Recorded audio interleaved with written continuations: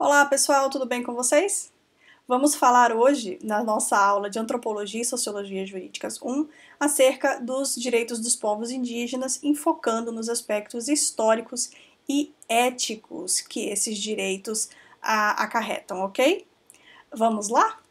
Bom, gente, para começar, separei para vocês vou demonstrar, na verdade, quais são os temas que vão ser abordados nessa aula, tá? Então, primeiramente, algo que eu denominei, na verdade não fui eu que denominei, o professor Carlos Marés chama assim, né, o encontro de mundos, o achamento das novas terras, né, que é uma grande, na verdade, o grande marco histórico que vai fundamentar a necessidade de direitos para os povos indígenas, ok? Então, na verdade, a história vai começar aqui, a nossa história da relação com os povos indígenas. Depois nós vamos falar de colonialismo e os povos indígenas, aí enfocando alguns aspectos um pouco mais específicos, não somente esse confronto que ocorreu na chegada, né, ou esse choque de culturas, mas como isso foi tratado ao longo do colonialismo, e ao final falar um pouco sobre a constituição dos estados nacionais e dos povos indígenas, né? Porque não é porque nós deixamos de ser colônia que os povos indígenas, assim como outros povos e comunidades tradicionais, deixaram de ser tratados como eram tratados, né? Então a gente sabe que esses grupos sociais enfrentam diversos problemas e a origem deles é eminentemente histórica. Então, para falar sobre esses dois temas, eu utilizei bastante, tem várias referências que eu trago, mas as duas principais e que eu gostaria de comentar com vocês são os escritos, na verdade, do Frei Bartolomé de Las Casas e o livro do professor Carlos Frederico Marés de Souza Filho, que eu vou já mostrar para vocês, tá? Então, primeiramente, esse livro, né, O Paraíso Destruído, Frei Bartolomé de Las Casas, é um registro histórico, né? O Frei Bartolomé de Las Casas era um frei espanhol que acompanhava os processos de colonização e ele era responsável aí pela catequização dos índios, né? Quem estudou história, todo mundo aqui estudou história lá no ensino médio, vocês sabem que a catequização, a questão religiosa foi muito importante, muito relevante para que fosse possível a colonização dos povos indígenas e das terras recém-descobertas, né? Porém, o que torna bastante especial a obra do Bartolomé de Las Casas é a sensibilidade que ele teve à época de perceber o grau de injustiça que estava sendo cometida contra os índios, né? Então ele vai narrar diversas situações, ele vai falar acerca de quão violenta foi essa colonização e vai se posicionar radicalmente contra, né, essa ideia de tratar o ser humano indígena como alguém que não possui essa característica humana. Né? Tratar, na verdade, como um animal, como nós vimos na aula passada. Então ele vai se destacar por fazer essa defesa dos povos indígenas. E aí vocês vão perceber, na verdade, vocês vão fazer uma pesquisa complementar para descobrir que esse Frei se envolveu numa polêmica, né, numa polêmica bastante grande que ficou conhecida como controvérsia de Valladolid, em que ele e um outro teórico, né, começaram a discutir teoricamente e um em defesa do direito de conquista, né, do que seria hoje a Espanha, e o Frei Bartolomé de Las Casas defendendo o direito dos povos indígenas, né, de serem considerados em sua dignidade como seres humanos, ainda que culturalmente diferenciados. Okay? E aí o outro livro que eu recomendo fortemente é O Renascer dos Povos Indígenas para o Direito, do professor Carlos Frederico Marés de Souza Filho, com quem eu tive a honra de estudar lá na Pontifícia Universidade Católica do Paraná. Ele é uma pessoa, enfim, incrível, que tem uma grande história com relação aos povos indígenas, ele já foi presidente da FUNAI, ele já trabalhou de perto com tudo isso. Ele conta um pouquinho no início do livro como começa a relação do trabalho dele, né, ele é procurador também do estado do Paraná, como começa a relação dele com a questão dos povos indígenas, que vai ser o grande tema que ele vai pesquisar ao longo da vida dele. Esse livro, na verdade, ele é o resultado da tese de doutorado do professor Carlos Marés, e ele trata de uma maneira muito sensível essa questão dos povos indígenas e a sua relação com o direito, né? Então, como o direito, muitas vezes ele se coloca numa postura de invisibilização desses povos. E aí ele vai trazer alguns marcos consideráveis com relação a isso. Então, para quem tiver curiosidade, o livro dele é incrível, sensacional, super recomendo. E para quem quer entender um pouco mais da temática indígena, é uma leitura obrigatória, ok? Aqui eu trago para vocês alguns dados, né? Alguns estão no livro do professor Carlos Marés, outros estão num outro livrinho também que eu gosto muito, que eu não pus aí, mas é porque é mais difícil de achar, mas eu utilizo ele bastante, e é um livro em espanhol, então eu acho que não vai ajudar muito vocês, né? Mas é um livro do César Serrano sobre os direitos dos povos indígenas, direito internacional, experiências constitucionais em Nuestra América. Depois a gente vai falar um pouquinho sobre isso também. Tá? Mas assim, o primeiro marco dessa relação entre povos originários, né, povos indígenas, ele acontece em 1492 com a chegada de Cristóvão Colombo à América Central, né? Então todo mundo já conhece aquela história, né, de que na verdade os navegadores eles não sabiam muito bem aonde eles tinham chegado. Então grande parte deles, inclusive, morreu, se eu não me engano, o próprio Cristóvão Colombo morreu achando que ele tinha chegado nas Índias, né? E na verdade era a América Central. Em 1494, nós temos aí o Tratado de Tordesilhas, né, em que basicamente Portugal e o que é hoje a Espanha dividiu o que tinha sido encontrado entre eles dois, né, repartiram o resto do mundo entre eles, e nós conhecemos um pouco da história, como isso acaba terminando, né? Então, se vocês pegarem, eu não trouxe o esquema aqui, mas o Tratado de Tordesilhas ele dava uma parte menor para Portugal e a parte maior para a Espanha, porque simplesmente eles não tinham dimensão do tamanho do território, né?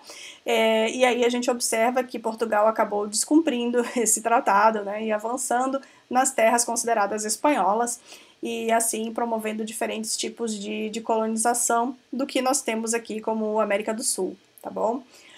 Em 1500 nós temos então a chegada de Pedro Álvares Cabral ao Brasil, né, o que seria o Brasil, naquela região de Porto Seguro, em que também, enfim, todo mundo estudou, tá careca de estudar isso aí na história, no colégio, mas que a gente precisa destacar esses pontos, porque eles são marcos históricos que mostram como essa relação ocorreu desde o início, né? Então nós temos também aí, 1530 a fundação da cidade de Lima, no Peru, em 1536 a fundação da cidade de Buenos Aires, Argentina, e 1545 descobrimentos das minas de Potosí, na Bolívia, que em muito abasteceram os minerais, a questão do ouro, da prata, os minerais considerados preciosos para o mercantilismo internacional, que era o que acontecia na época, né? Então, se vocês lembrarem, também havia aquela questão do mercantilismo, do metalismo, em que se dava bastante valor aos metais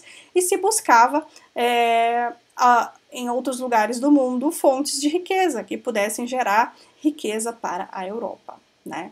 E esse é um detalhe bastante importante, porque assim foi feita a nossa colonização, né? Busca por riqueza e busca por mão de obra.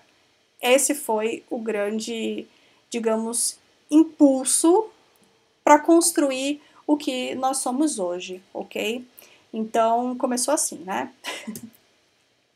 Bom, separei para vocês algumas citações para que a gente converse e traga aí alguns elementos desse encontro de mundos e de direitos, né? Então, primeiramente aqui o professor Carlos Marés coloca que essa chegada, né, esse achamento das novas terras fez com que as Américas elas fossem então observadas como uma grande fonte de recursos, né, primeiramente, em primeiro lugar. Então, ele coloca assim, os europeus, especialmente os portugueses e espanhóis, chegaram na América como se estivessem praticando a expansão das suas fronteiras agrícolas, né? É como se já não coubesse cultivos ou se não tivessem explorado o suficiente o território deles, então vamos explorar outros, né? No caso, além-mar. O pau-brasil e o ouro são levados, então, sem cerimônia, mas também a prata, o tomate, o milho, a batata, o guano e o cobre. Então, gente, não sei se todos já tiveram a curiosidade de ler sobre, não só sobre o Brasil, mas sobre a América Latina também. A América Latina como um todo, seja ela o tipo de colonização que teve, todas elas foram tratadas dessa maneira, né, como fonte de recurso, como um território a ser pilhado, a ter os seus recursos retirados sem nenhuma cerimônia e sem nenhum problema, porque afinal, em tese, né, segundo a visão etnocêntrica da época, as pessoas que viviam aqui não poderiam ser consideradas pessoas, então eu posso fazer o que quiser com elas e com os seus territórios, né? Basicamente, era essa a ideia. Por consequência, a ideia, né, que no imaginário europeu que se formou era das Américas como uma fonte inesgotável de riquezas. De novo, eu queria mostrar um livro e não coloquei aqui. Não pus o livro perto. Tem um livro bastante interessante que fala acerca desse imaginário europeu, né? Então é esse livro do Prodanov, que eu coloquei também uma citação aqui, em que ele diz assim, ó: chegar à América significava, no imaginário europeu, a obtenção de riquezas, a conquista do paraíso, uma fonte inesgotável e local de redenção espiritual. Era um negócio assim transcendental, né? Se não chegasse, por isso que eu pus aí no fundo até a foto do mito do Eldorado, né? Porque essa era a ideia, né? Vamos para as Américas e ficar ricos e encontrar ouro e achar riquezas, etc. Então, ó, tesouro, riquezas, brilho, esplendor, pureza e raridade ligavam-se às próprias formas de representação europeia para o período. Então, com a descoberta, a América substituiu o Oriente na imaginação do europeu. Então, antigamente, né, em tempos anteriores ao achamento das Américas, esse imaginário, né, de lugar cheio de riquezas e de ouro e de coisas preciosas, esse lugar era ocupado pelo Oriente. Porém, com a descoberta das Américas, então, os olhares se voltaram para cá e a busca, então, por sanar essa necessidade de riquezas, tá? E aí, só que o que acontece? Em vários relatos históricos, nós observamos que nem todo lugar na América era considerado assim, essas pessoas aí, elas não têm nenhum tipo de organização, né? Então, houveram alguns exemplos de civilizações que causaram grande surpresa nos colonizadores, pelo elevado grau de organização social, né, que elas possuíam. Especialmente as civilizações Inca, né, ao sul na América do Sul. Então nós temos aquela região, né, Peru, Bolívia, em que você encontra as civilizações Incas, né, então toda aquelas construções históricas, né, Machu Picchu, todas elas demonstram um grau de tecnologia bastante avançado, que surpreendeu os colonizadores europeus. Então, por exemplo, o caso de Machu Picchu, existe um sistema naquelas ruínas de abastecimento de água, tem canalização de água lá, né? Então você está andando no negócio e você vê, a água está descendo até hoje, funciona até hoje. É um negócio assim, muito louco. Imagina na época, né? E sendo que Machu Picchu foi encontrado, inclusive já estava desabitado. Então não houve em tese, né? Não há registro histórico de que eles tenham sido dizimados ou coisa parecida. Mas eles desapareceram por outro motivo. E há várias conjecturas nesse sentido, mas tudo bem, né? Outro exemplo também é a civilização maia, né, na América Central. Então você observa ali uma série de ruínas em que os registros arqueológicos, os registros históricos mostram que era um povo altamente desenvolvido, que possuía uma tecnologia incrível. Eles tinham um calendário super preciso, né, o calendário maia, e tinham coisas como, por exemplo, observatórios do céu, né? Vamos colocar assim, me fugiu a palavra agora, observatórios das estrelas, né? Então eles tinham um grau de conhecimento bastante interessante que os colonizadores se surpreenderam com relação a isso. Então, as civilizações maia, elas eram tão desenvolvidas, que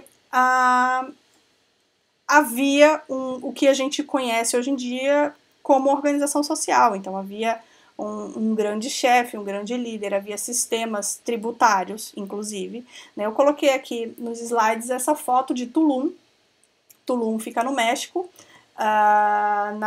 no estado de Yucatán, e lá, né, existem várias teorias para esse lugar incrível, maravilhoso, perfeito. Né? Então vocês veem esse mar lindo e essas construções, né, maia, que denotam que funcionava algo bastante interessante ali. E há diversas teorias, mas a que mais chama atenção é que ali, por ser um local bastante estratégico, seria um entreposto comercial. Sim, um entreposto comercial e tributário, onde se cobravam tributos, imagina só. Né? Então a gente pode pensar que nesses lugares não havia algo tão, digamos, avançado do ponto de vista da organização social. Né? A gente acha que os indígenas são todos iguais, né? Aquela organização social simples ali e tal. Mas não. Então existem vários registros também. Né? A civilização asteca, da mesma maneira, e na América do Norte e América Central também, ok? Então, diversos registros históricos que demonstram como esses povos viviam. Né? Quem tiver curiosidade, tem inúmeros documentários acerca de como viviam essas grandes populações originárias, ok? Um outro ponto que a gente precisa destacar acerca da colonização é a questão da violência, né? E aí eu trouxe uma citação do Bartolomé de las Casas, desse livrinho que eu mostrei para vocês no início, né? Que é esse aqui. É um livrinho clássico, para quem quer entender a questão indígena, né? Ele fala que os espanhóis entravam nas vilas, burgos, aldeias, não poupando nem crianças nem velhos, nem mulheres grávidas e nem parturientes, e lhes abriam o ventre e faziam em pedaços, sempre matando, incendiando, queimando, torrando índios e lançando-os aos cães. E assassinaram tantas nações que muitos idiomas chegaram a desaparecer, por não haver ficado quem os falasse. E no terreno, ali, teria podido viver como num paraíso terrestre, se disso não tivessem sido indignos. Por isso, o livro do Bartolomé de las Casas chama O Paraíso Destruído, né? Porque ele relata o quão bonita, o quão incrível era a terra e que essas pessoas foram impedidas de continuar as suas vidas nesse paraíso que ele considerava as terras encontradas, ok? Também trago para vocês uma citação do Marés acerca dessa questão da violência, né, em que ele faz um esclarecimento acerca de como isso aconteceu na colonização espanhola e na colonização portuguesa. Né? Então vamos lá. Ó. Talvez essa diferença dos primeiros contatos fez com que os espanhóis não hesitassem em chamar essa nova realidade de conquista. Né? Então os espanhóis chamavam de conquista. Tá? Mesmo depois de ter sido proibido o uso desse termo por bula real. Tá? Os portugueses não, sempre usaram o termo achamento e descobrimento. Isto reflete não apenas um estado de espírito, mas a realidade do confronto, pois os espanhóis eles foram muito mais brutais e os portugueses mais sutis. Os espanhóis mais críticos, inclusive autocríticos, e os portugueses mais dissimulados. Apesar do resultado prático ter sido o mesmo, que foi o extermínio dos povos, a dominação e o exercício de crueldade. Né? Então, essa dominação, essa crueldade, o extermínio foram resultado dessa colonização, não importa se ela foi mais sutil ou se ela foi mais violenta. Né? É verdade também que os espanhóis encontraram povos mais preparados para enfrentá-los, como os incas, os astecas, os muiscas e os mapuches. Então, o que a gente observa? Que as organizações sociais indígenas, né, no que seria o Brasil, na América Portuguesa, vamos colocar assim, eram diferentes das outras onde ocorreu a colonização espanhola, né? Como essas grandes organizações sociais indígenas, os maias, incas e astecas, acabaram ficando a cargo dos espanhóis, e como eles tinham tecnologias mais desenvolvidas, uma organização social mais complexa, os espanhóis acabaram, penso, né, que os espanhóis acabaram optando por utilizar dessa violência, né? Enquanto que, como na América Portuguesa, os povos indígenas eles eram mais dóceis, eles eram mais amorosos, via de regra, né, que tinham uns bem bravos. Os portugueses, então, foram fazendo de outra maneira, né? De forma não tão sangrenta, vamos colocar assim, porém, que levaram ao genocídio, ao etnocídio, e o resultado foi o mesmo, como coloca o professor Carlos Marés. Okay? Então, a gente tem essa diferença aí entre as colonizações. Outra citação do Las Casas, né? Ele coloca aqui: para servir unicamente aos seus interesses temporais, os espanhóis denegriram os índios, cobrindo-os da mais infame de todas as infâmias. Quiseram colocá-los fora da espécie humana, que é aquilo que nós já falamos em aulas anteriores, que é a retirada do caráter humano dos povos, para que seja possível, então, se apropriar dos seus recursos. Tá? Taxaram-nos de estar todos corrompidos pelo pecado inominável contra a natureza. Incriminação essa que é de grande maldade e de grande falsidade. Isso é o Frei de Las Casas falando, tá? Lá na época da colonização.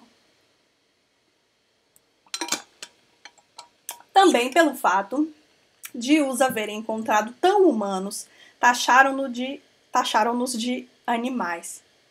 E por os haverem visto tão humildes e tão dóceis, tiveram a ousadia de dizer que não eram idôneos. Então tem vários relatos históricos que falam acerca da docilidade dos povos indígenas, né? De como eles receberam bem os colonizadores e que receberam em troca, enfim, o genocídio e o etnocídio. Então, bastante complicado. Gente, daí, em suma, o que nós podemos retirar ou destacar desse processo de colonialismo, né? Que ele surgiu em razão de necessidades de expansão europeia, né? De conquistar novos mercados, de aumentar a sua área de abrangência, de aumentar a sua área de exploração de recursos naturais, certo? Inclusive para financiar a Revolução Industrial deles, ok? Muito ouro, muito ferro das Américas foi levado com esse fim, com esse objetivo. Então, podemos colocar assim que a Europa ela deve muito às Américas pelo seu progresso, pelo seu avanço tecnológico, ok? Como consequência, nós tivemos aí a substituição de paisagens. Não sei se vocês conseguem ver no fundo a foto que eu pus, mas nós temos de um lado, né, de uma rodovia, a floresta e de outro lado, pastagens. Então, não se esqueçam que o início da nossa colonização ele se dá com essa substituição de tecnologia também, né? Então, nós temos aí, primeiramente, os povos indígenas que faziam a sua forma de cultivo, que era muito própria, e a substituição dessas formas, dessas tecnologias pela monocultura, né? Seja com relação à cana-de-açúcar, com relação às plantações de café mais tarde, a uma série de monocultivos que atentavam frontalmente contra as formas vigentes até então. Tá bom, pessoal? Então, a gente observa essa substituição de paisagens como uma decorrência do colonialismo. Não só as paisagens são substituídas, né? Assim como a cultura também. Porque quando você tem esse choque de culturas e aí um povo se sobrepondo ao outro por conta do seu poderio bélico e, enfim, a sua imposição cultural mesmo, você observa essa substituição. Então, para quem tem curiosidade, lá na sociologia nós vamos falar um pouco do Gilberto Freire. né, do livro Casa Grande de Senzala, em que se delineia como isso aconteceu no Brasil, essa substituição de cultura, né, essa divisão, como os povos foram se colocando e como eles foram sendo reorganizados e refeitos dentro do contexto brasileiro. Gente, como nós vimos e nós estamos falando desde o início da disciplina, as consequências, tá, desse encontro, elas acabam sendo consequências que vão se mostrar através de genocídio e etnocídio, tá? Não é eticídio, é etnocídio. Na seguinte medida, em que se essa cultura colonizadora se sobrepõe frente à cultura colonizada. E com isso nós temos as mortes, as contaminações, né? Então a gente pensa na questão do vírus, hoje nós estamos vivendo uma pandemia, mas não se esqueçam, né? Lembrem-se que os vírus e as pandemias sempre fizeram parte da história humana, não é a primeira vez. E grande parte dos povos indígenas, dos povos originários em vários pontos da América, foram dizimados por conta de vírus, germes, bactérias e outras mazelas biológicas, tá bom? Então é algo que é bastante interessante da gente lembrar também. Para quem tiver curiosidade, leiam o livro Armas, Germes e Aço, de Jared Diamond, ok? Que ele explica todo esse processo de forma bastante interessante.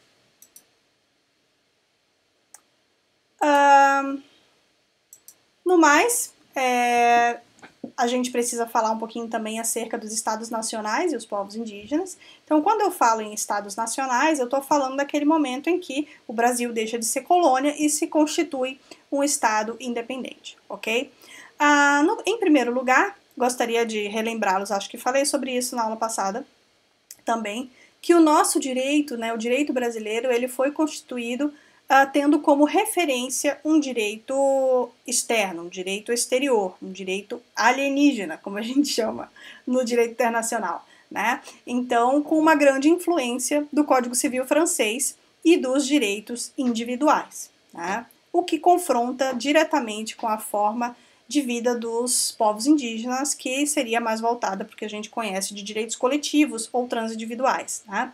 Então, com o direito todo construído, com enfoque no direito privado, os direitos indígenas acabam sendo relegados aí ao limbo dos direitos invisíveis, né? Então, ao longo da história foi necessário toda uma luta, toda uma articulação política para que esses direitos fossem efetivamente reconhecidos, e até hoje a gente luta para que eles sejam cumpridos, né? Apesar deles já existirem, da gente ter um arcabouço legal bastante robusto com relação aos direitos dos povos indígenas. Porém, os posicionamentos políticos, às vezes, acabam interferindo na salvaguarda desses direitos, né? Então, os direitos territoriais indígenas, por exemplo, eles são resguardados pela Constituição Federal.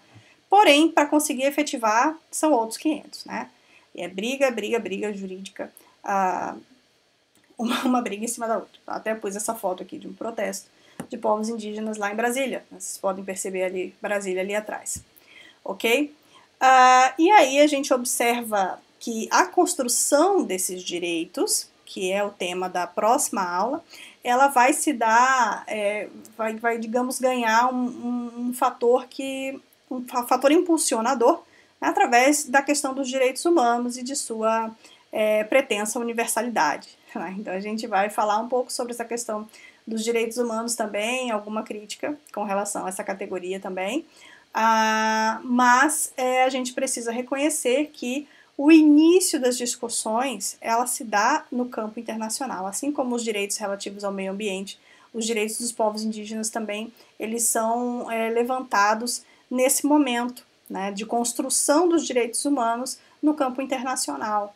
E aí, relembrando a vocês que essa categoria de direitos, ela nasce para tentar levar dignidade a todos os seres humanos, tá? Independente da cultura, independente de quaisquer características, ok?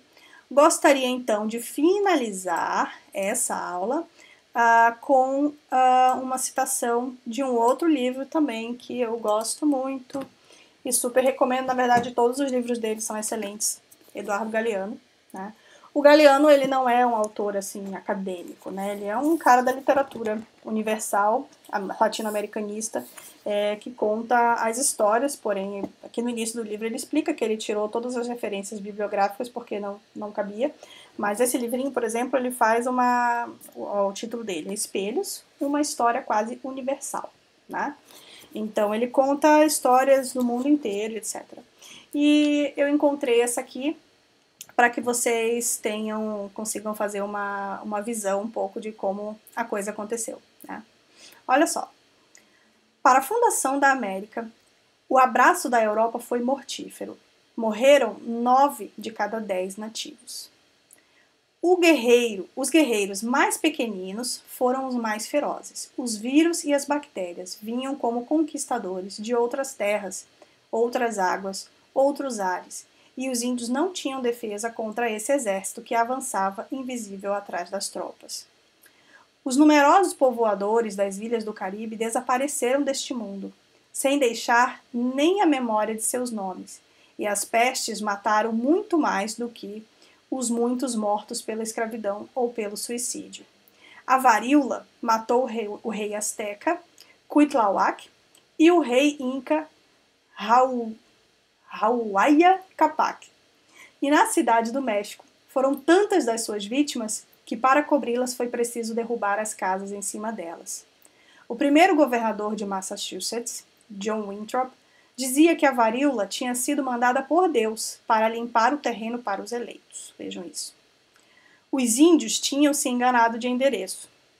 Os colonos do norte ajudaram o Altíssimo, dando de presente aos índios, em mais de uma ocasião, mantas infectadas com varíola, para extirpar essa raça execrável, explicou em 1763 o comandante Sir Geoffrey Amherst.